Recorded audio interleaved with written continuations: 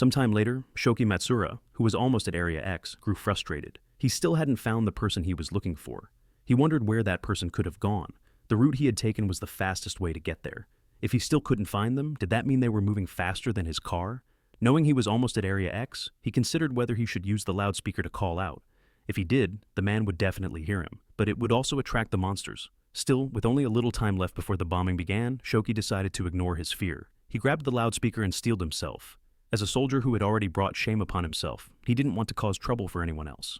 So, Shoki shouted into the loudspeaker, saying he was the soldier Sora had saved before. He warned Sora that the area was about to be bombed and told him to leave immediately. In the middle of Area X, Sora was busy clearing out monsters when he heard Shoki's announcement. When Shoki mentioned the bombing, Sora finally understood why there were no hunters around. Everyone had already been warned. Even though the monsters posed no threat to him, Sora didn't know if he could withstand the intense heat of an explosion. There was no point in taking unnecessary risks. He also realized that the soldier had risked his life just to warn him. Sora always repaid his debts, so there was no way he could let the soldier die here. Meanwhile, Shoki wondered if Sora had heard him. As he scanned the area, monsters began moving toward him. Panic set in. He needed to get out fast. But just as he was about to hit the gas, he remembered his rescuer was still inside Area X. At that moment, a monster suddenly appeared in front of him. Startled, he heard a knock on his car window, only to see Sora standing there. Relieved to see that Sora was still alive, Shoki felt a weight lift from his chest. But Sora then asked him what he meant by bombing. Realizing what time it was, Shoki glanced at the clock in his car. They were out of time. At exactly 5 p.m., several planes flew over Area X and unleashed a barrage of bombs and rockets. The area was thrown into chaos. Sora slammed his foot into the ground, raising a stone fortress to shield himself from the blast. At the Central Command headquarters, an operator reported to the commander that the bombing was complete. Hearing this, Renji Kumagaya ordered the operator to pull up drone footage. He wanted to see how many monsters had been killed and where the survivors had gone. But the operator reported that the drone detected no signs of life. Renji was shocked and asked where the monsters had fled to. The operator replied that they were still inside the bombing zone, and even those in the center of the blast zone were completely unharmed. Renji was stunned. There was no way the monsters could have survived that. Mie Tonosaki, standing beside him, asked the operator about the ground drones. The operator switched to the ground drone feed, and everyone in the control room froze in shock. They wondered if the monsters had some kind of shield, something that could protect them from the bombing. But then they noticed someone standing on the shoulder of a massive monster. Was that a human? Before they could get a better look, the figure turned toward the drone, and in an instant, the drone was attacked. The feed went black. With the drone destroyed, the operator told Commander Renji they had lost all contact. Mie was stunned by what she had just seen. They had said this wave of attacks would be different. But what was really going on? Could the monsters know the military was spying on them with drones? Meanwhile, inside his car in Area X, Shoki wondered if the bombing had ended. Seeing that he was still alive and unharmed, he felt deeply grateful. He'd been given another chance at life. But just as Shoki was celebrating, Sora told him it was far too early to rejoice, because if he had survived, then the monsters could have survived as well. And right now, they were heading straight toward him. At the same time, Sora's attention shifted to something approaching.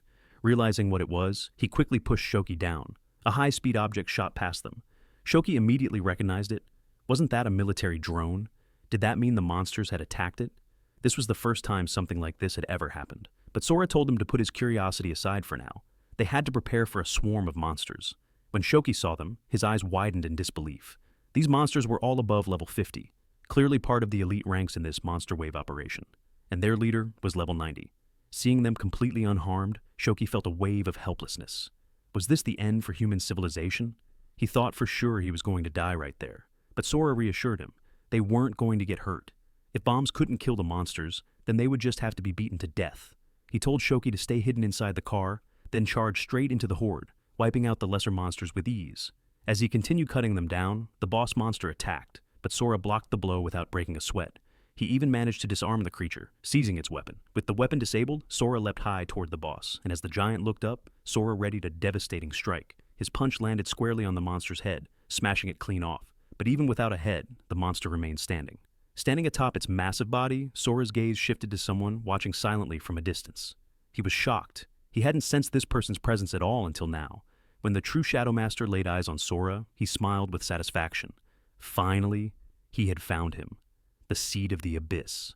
As the giant monster's head regenerated, both it and the Shadow Master fixed their piercing gazes on Sora. The giant called him a thief, demanding he return what rightfully belonged to him. Sora had no idea what he was talking about, but the Shadow Master declared that Sora had to pay for his crimes by giving up his life. Because Sora had stolen someone else's power, the only repayment was death. With that, the Shadow Master unleashed a magical attack. Dozens of dark spears shot toward him, but Sora was completely unaffected. He even caught one of the spears midair, telling the Shadow Master that if this was all he had, then he'd never be able to kill him. Just as Sora pointed the spear back at him, the giant monster launched an attack of its own. At that moment, a drone flew overhead, capturing the scene. The Shadow Master scowled. Was Odin Raven spying on him? But on closer inspection, he realized it was nothing more than a man-made imitation. On the other side of the battlefield, Sora gripped the giant monster's hand tightly and told the Shadow Master that if he truly intended to kill him, he'd better fight seriously. But when Sora aimed his spear at the Shadow Master, his strike only pierced the giant monster's body instead, leaving Sora puzzled. Could the Shadow Master really vanish that quickly? Meanwhile, the Shadow Master, who had swiftly shifted through his own shadow, muttered in disgust about being watched by those vile humans. Seeing their low-grade imitation only deepened his hatred, and he ordered a flying monster to destroy the drone. Once the drones were destroyed, he commanded the monsters to wipe out every scout in the area. Elsewhere, inside a building, a soldier controlling one of those drones was seething with frustration. That mysterious figure had destroyed his drone, but at least he had completed his mission. He had captured footage proving that the monsters had changed their attack route because of the man standing there, a young hunter fighting the monster wave alone. Now that he had the recording, he needed to report the situation to the highest commander. But before he could leave, a monster suddenly appeared and attacked him. His location had been discovered. Surrounded, the soldier was killed by the monsters. Hearing his dying screams, the Shadow Master laughed in delight. With his loyal slaves at his command, he ordered them to slaughter those disgusting humans. Meanwhile, Sora glared at him, recalling Shoki's earlier warning about an imminent danger. If he let the Shadow Master act freely, countless people would be at risk. To defeat the army, he would first have to take down its leader. If he wanted to save as many lives as possible, he needed to kill his enemy quickly. Sora prepared to face the Shadow Master head-on, but just as he was about to move, the giant monster launched an attack, forcing him to dodge. Watching the monster's movements, Sora realized its power had increased after merging with the mysterious man. But before he could focus on the giant, the Shadow Master suddenly emerged from the shadows behind him. "You're really persistent," Sora remarked. But as he looked closer, shock washed over him. Did this mysterious figure look like him? While Sora was still caught off guard, the Shadow Master conjured a massive sword in his right hand. Sora could feel the sheer power radiating from it. If that blade landed a hit, the damage to his body would be severe. The Shadow Master raised his sword and declared that he would kill the Seed of the Abyss. But as the strike came down, Sora easily dodged and countered immediately, smashing his fist into the Shadow Master's arm and breaking it. Seizing the moment, he stole the enemy's Shadow Blade and prepared to strike back. But his attack only shattered the floor tiles, as his opponent had already slipped away again. Irritated, Sora scanned the area. This foe was a nuisance, but the energy he radiated was unmistakable. It was just like the power of the Abyss. From his new position, the Shadow Master glared at Sora in disdain and mocked him for only being able to steal other people's weapons. Then, his power began to fade away. When Sora saw the Shadow Blade disappear, he recognized it as the power of the Abyss. It seemed there were still many uses for that power he hadn't yet discovered, and since this battle was likely to drag on, Sora needed to secure the battlefield first. That meant getting Shoki to safety.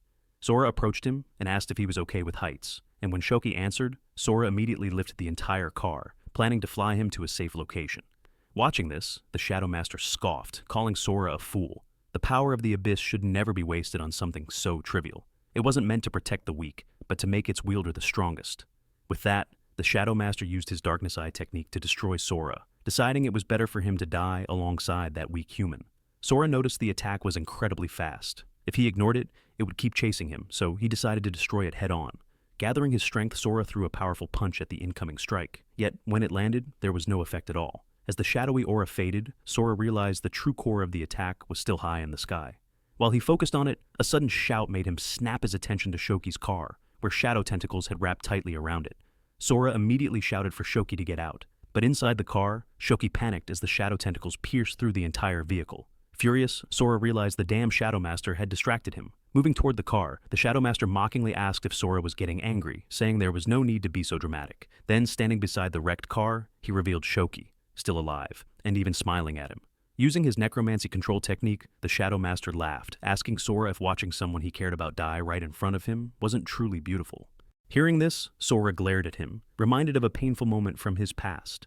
He asked if the Shadow Master also enjoyed trampling on other people's pride, but the Shadow Master just laughed, saying Sora shouldn't bother asking something that was already obvious.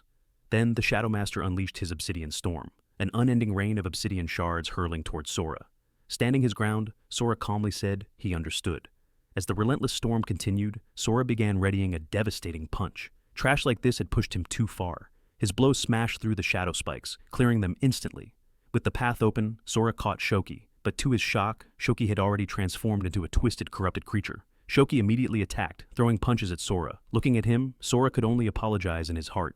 Because of him, Shoki had been dragged to his death. And for that, Sora would take his revenge by defeating the Shadow Master. But when Sora threw his punch, it passed right through, failing to land a hit. The Shadow Master scoffed, telling him it was pointless. A rookie who couldn't even control the power of the abyss had no hope of defeating him. Yet, in the middle of his arrogance, the Shadow Master was suddenly struck hard across the cheek. The blow sent him flying back, blood splattering across Sora's arm, and Sora told him flatly that he had no right to speak so boastfully.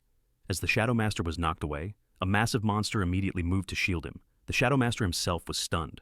Had Sora really landed a hit on him? But before he could process it, Sora was already standing right in front of him. Sora told him that humans could grow stronger quickly, and with that, he prepared to strike again.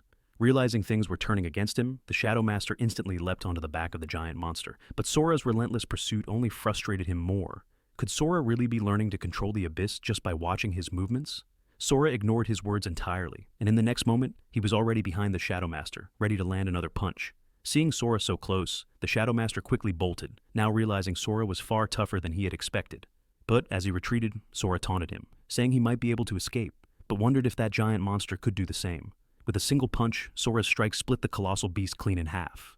The devastating blow tore its body apart, but even then, the monster began regenerating. Facing it, Sora couldn't help but think how utterly annoying this ability was.